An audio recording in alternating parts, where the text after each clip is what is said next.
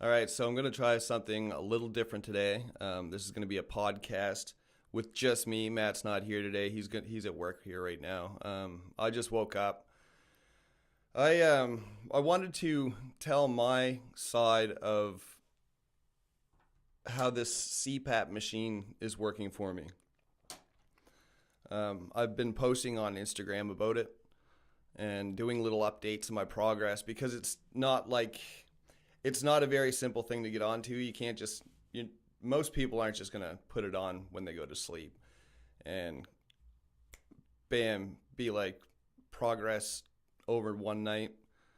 I don't know, maybe there are some people, but I get a lot of messages from people all over saying how hard it is to get used to this thing. Some people try it out and they throw it in their closet and then they forget about it or whatever. So I'm just going to talk about what gave me the idea to go get a sleep study done and pursue basically the best sleep that I can get. That's like my goal, is just to take something that's so average and so normal to everybody and just get the best sleep, because a lot of people don't get a good sleep and it affects their lives big time.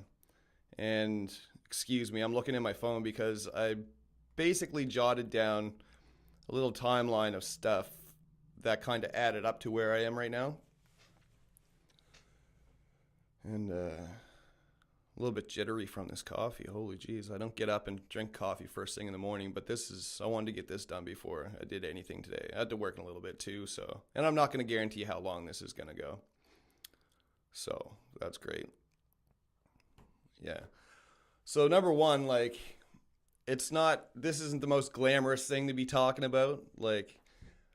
There's not going to be any women want to birth my children after this podcast. Let's just say that. But anybody that, if you're with somebody and they mind you using one of these machines, then they're just being a dick, because it really saves your life, and it'll let them sleep better too, because you're not snoring as much. Not at all. I don't snore with this thing on it at all, I don't think. But anyway, so this is a CPAP machine. Continuous positive airway pressure. That's what CPAP stands for. You have sleep apnea, you want one of these things. It all started basically when I guess I would have been a late teen, maybe in my early 20s. I noticed that sometimes I wake up in the middle of the night and my heart would just be pounding. I wouldn't really notice like the out of breath or anything like that, but I noticed my heart was pounding, and it wouldn't happen that often, but I thought it was just a normal thing. Didn't think it was causing very much stress on my body or anything like that. I just wouldn't have thought about it at that age. But the older I got, you get into a relationship and you'd spend the night with that person, and, nobody really said anything for a little bit. And then later on, when I lived with somebody, a girl that slept in the same bed, she would mention, you snore a lot, obviously, but you held your breath last night, blah, blah, blah. And I'm like, still never really thinking about it.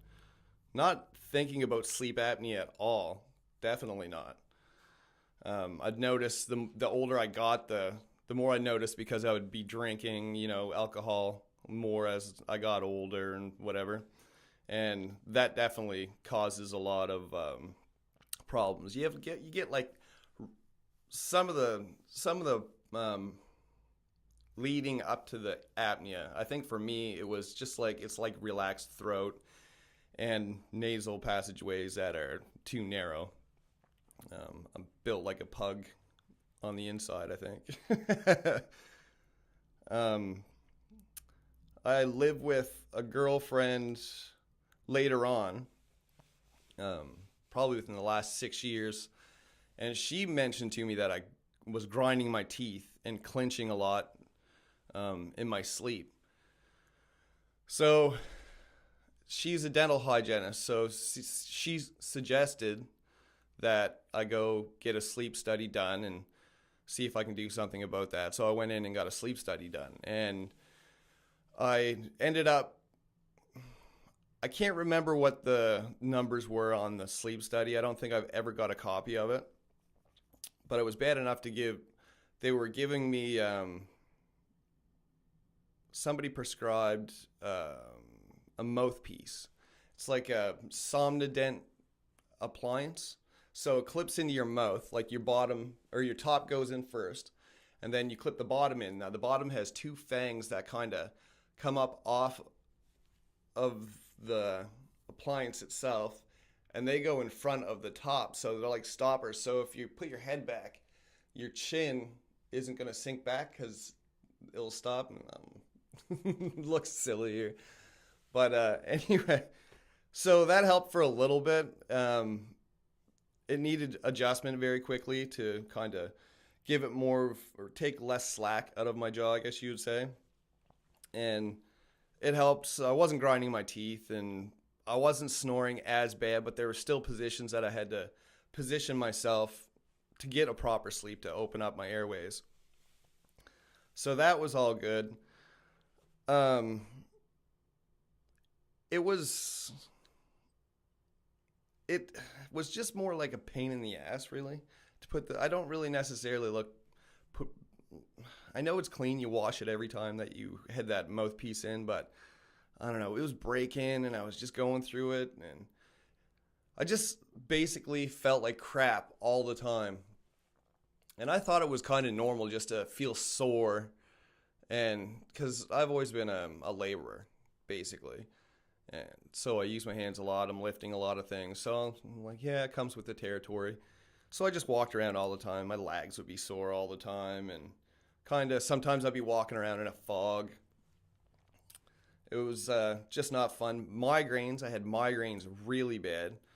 And I started paying attention to a lot of different podcasts and interviews with people about the importance of sleep and what terrible sleep could lead up to. And it started to really get to me because I had a grandfather that suffered from Alzheimer's when he's just before he passed.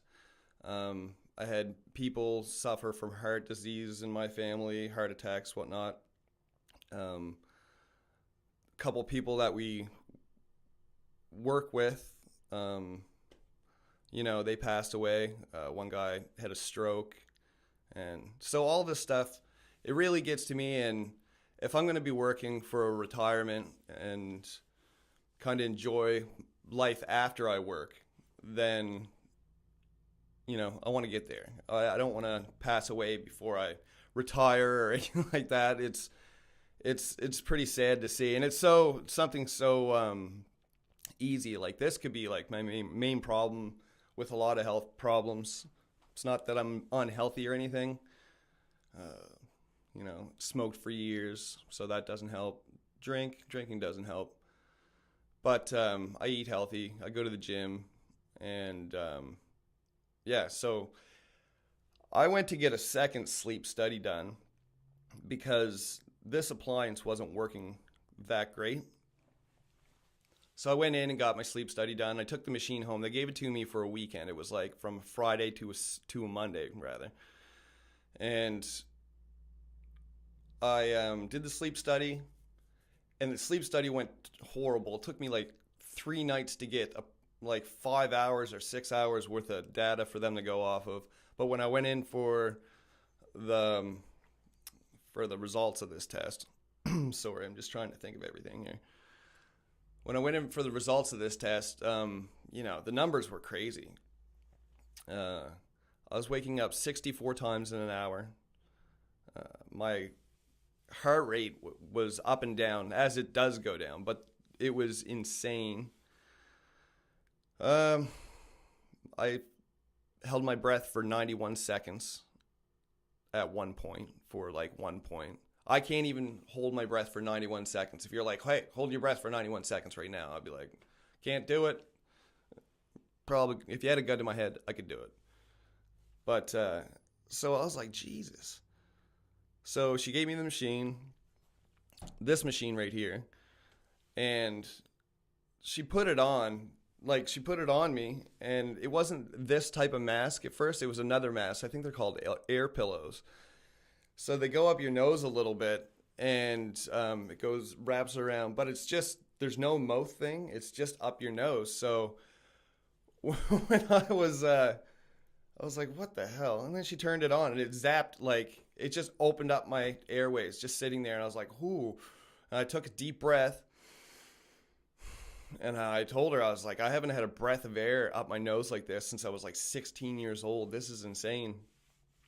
And I was like, I'm going to get used to this thing easy. This is not going to be, this is a no-brainer. This is like, I'm going to take this home and have a nap right now.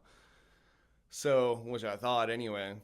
Anyway, so I took it home, and I used it for the first night. Nothing. I couldn't even keep it on my face for any more than, I think, an hour or whatever. I was ripping it off and panicking. It was hot, and I found that over the next couple days that I couldn't I could get the air in there good enough, but I couldn't get the air out of my nose fast enough. I didn't have the pressure behind it to blow it back into the mask because it's continuous pressure up your nose. So we did that. I think they gave me a week or 2 weeks with that kind of mask. And meanwhile, they can monitor your progress via Bluetooth over this machine. It's really, this is something else. Like, so I went in there, and they already had like my readouts for the like 2 weeks, I think it was. And they're like, well, what's the problem? And we went through a little bit different things, and they switched up my mask to a little mask that goes around your nose. It doesn't go around your mouth. It just kind of covers your nose, and it swirls around, and it's not like it has the pressure, and it's sealed on your face to blow air up your nose, but you can breathe back out a little bit easier. And a lot of people that have these machines, I think you need to switch up the different masks and try different things out, because a little bit of pressure on my nose just caused my airways to block up more. But this takes the pressure off your nose.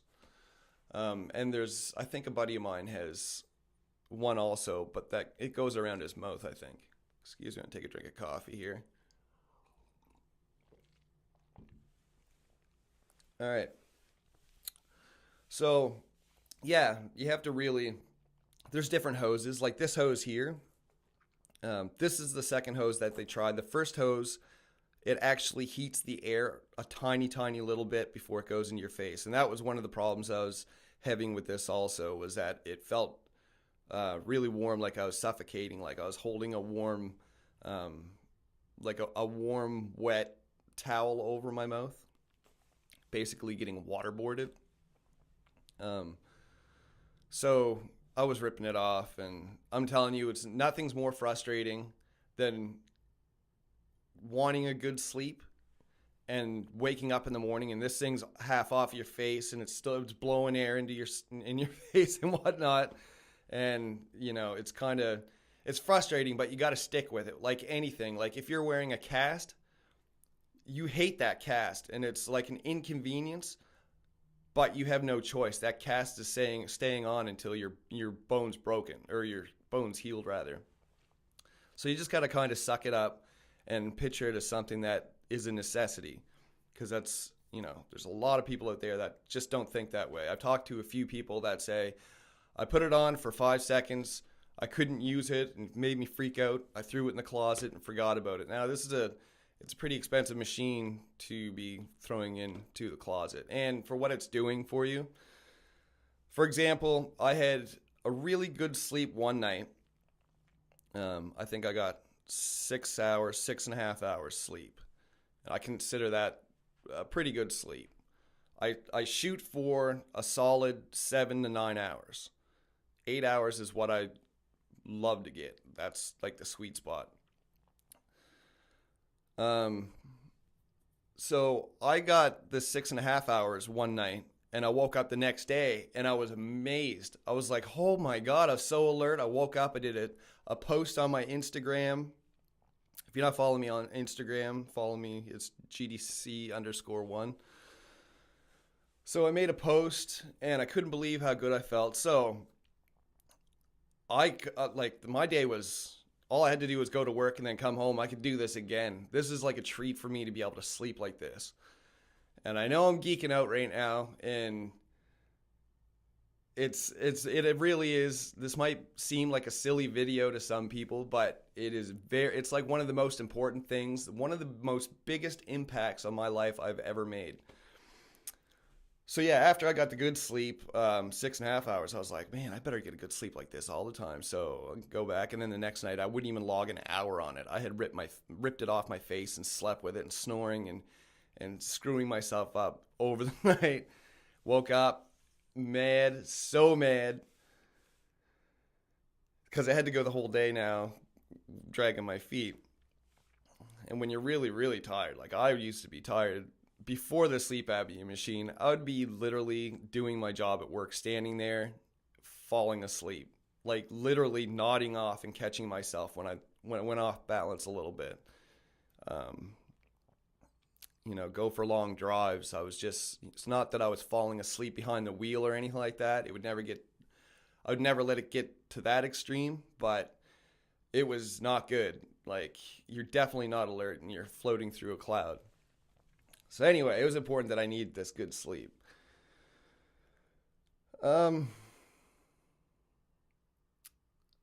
Yeah, okay. Well, another thing I wanted to talk about too. When I was having problems with this mask, my nose, like I noticed my nose I wasn't getting the full potential off this machine, and I was like, all right, well, I got to make a doctor's appointment and see what's going on because I can't breathe through my nose regularly going through the daytime. So I went to see my doctor, looked up my nose. He's like, oh, narrow nasal passageways. I'm going to give you this spray here, and I'm going to give you a referral to a specialist. And you can go down and see him. This spray will actually help open it up a little bit, and he might put you on this anyway, so I'll just give it to you now so you can get to work on it, see how it works. I was like, all right, cool. Go home. I was using the neti pot, the rinse for my nose, cleaning my nose out, which is kind of funny because I got the squeeze pot that blows like the salt water up your nose and goes up and down the other one. Well, I was getting a little bit too comfortable with this thing, and I was starting to like give it a little squeeze a little bit harder each time I used it, thinking that it would clear more out. So I squeezed it, gave it a good one, and I don't know what happened, threw up in the sink. There's so much pressure in my face anyway. I thought that was hilarious. But I had to stop doing that.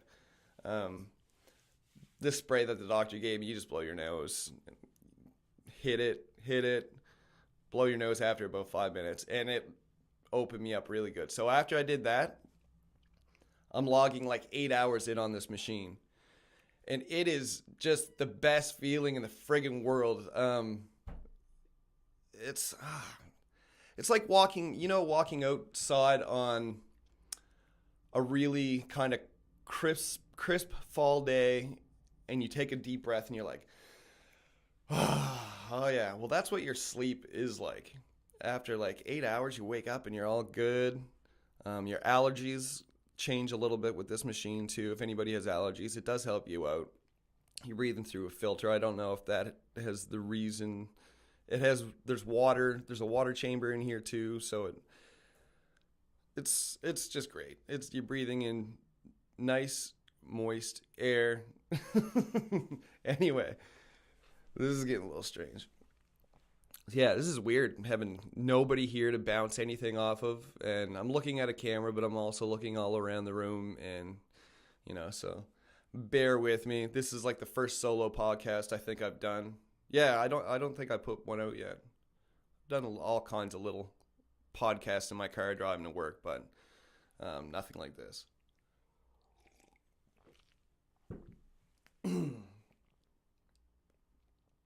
All right, where am I here?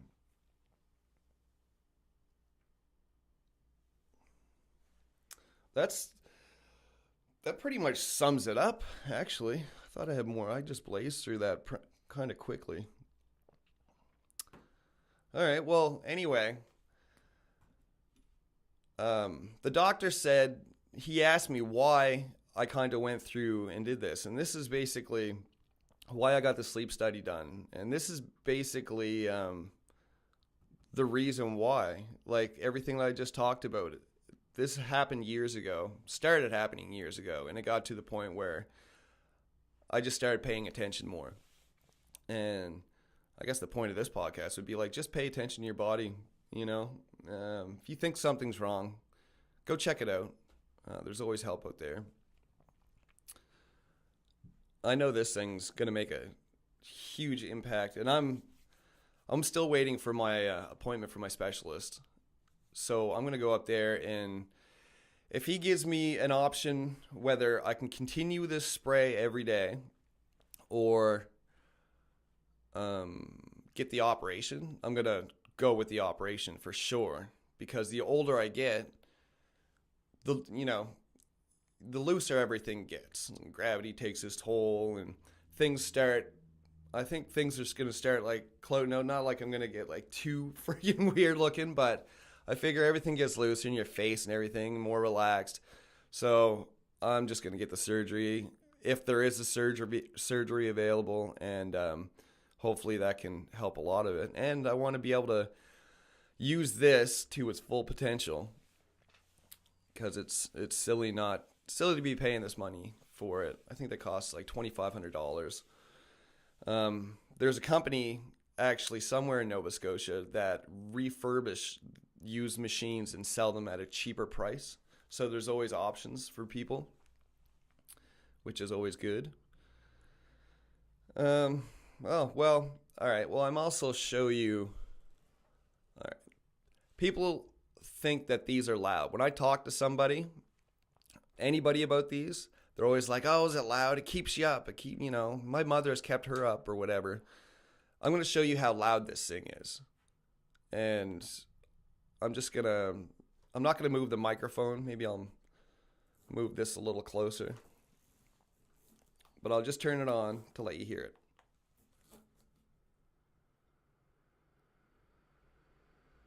The sound that you hear is actually coming out the mask.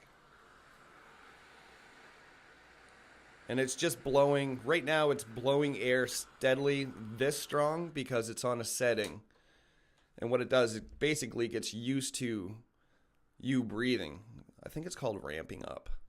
But anyway, it's breathing a little bit quieter now. So it's not a nightmare. It's not like, I think the old ones were like that. I was going to start going through some of the history of these machines last night. Apparently, the whole study of this sleep apnea started a long time ago. I got to read more up on it, but there was actually a study on it in 1781. I think when things actually started rolling, not with machines by any means, but just like the study of why, like people stopping to breathe. So it advanced throughout the years, of course. But I'm going to do a lot of reading up on it because I think it'd be another cool podcast to kind of go with this. This podcast here is going to be a part one of possibly maybe 3 parts. So I know there's going to be a part 2. I'm going to have somebody in, a specialist from the company I got the sleep study through, who is Sleep Therapeutics in Truro here in Nova Scotia. And I'm going to talk to them about it, so that'll be another part of the podcast, and maybe I can get a physician in to talk about it. Hopefully somebody that I have to go see. That'd be kind of cool. But, yeah. So that's where I stand on that. I don't think there was anything else that I was going to talk about. I just wanted to do like a longer version of what I've been Instagram posting at. So if you have a loved one, if you suffer yourself, any kind of, like, if you're gasping for air, if you're feeling like crap for no reason, sore, you're getting up there in age and it's going to get worse. So I'm 38. I'm in decent shape. I go to the gym. I eat good. Don't smoke too much. Drinking's under control, it's not too crazy. I don't drink through the week or anything. And I have some of the worst sleep apnea that I've heard from any of my friends. I have friends, you know, I have friends that are like a little overweight that have sleep apnea, and that's to be expected, I guess. But yeah, to find out that I had such a severe case. Oh, one more thing. I missed this. So I had girlfriends, the girlfriends that were telling me that I was holding my breath and sleeping, blah, blah, blah. I was like, whatever. I'm going to tape myself sleeping some night when I'm really, really tired. And I'm going to listen back to it the next day and to see how bad it gets, whatever. So I pressed record on my cell phone, put it beside my pillow. And I knew I was going to be out because my face felt really heavy. I knew I was going to like just doze off super, super fast.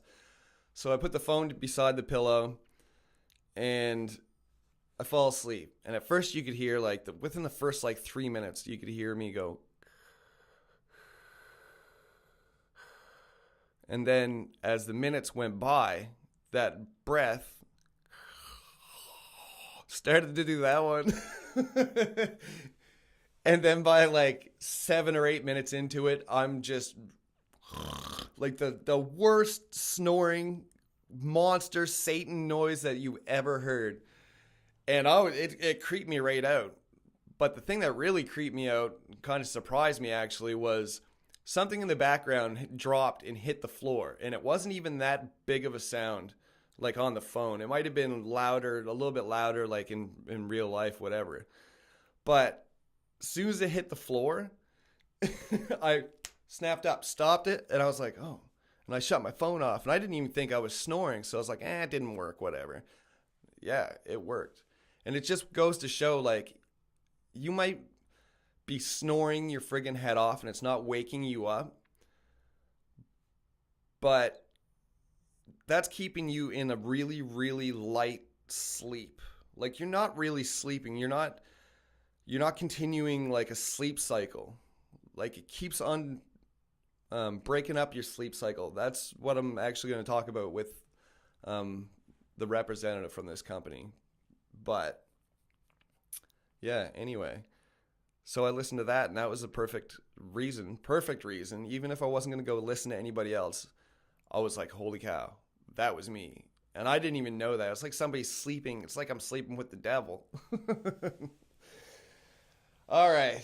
Well, I got to go. I got to get some breakfast into me, finish this coffee up, and get my lunch packed for work. I just wanted to touch base about this and hopefully, share it with somebody that has sleep apnea. If they think they do, share it. Even if you don't like this podcast, whatever. But anyway, if you did like it, give me a thumbs up, subscribe to my channel, and we'll continue this little sleep apnea segment of the podcast. I think it's a good way for me to keep going when Matt's not around, and I don't really mind doing like a half hour or whatever. So, all right. Thanks, and hope you didn't mind my haircut too much because it sticks up a little bit. Anybody that's watching this video or listening to this instead of watching it, I look handsome. Trust me. All right. See you later, folks. Have a good one.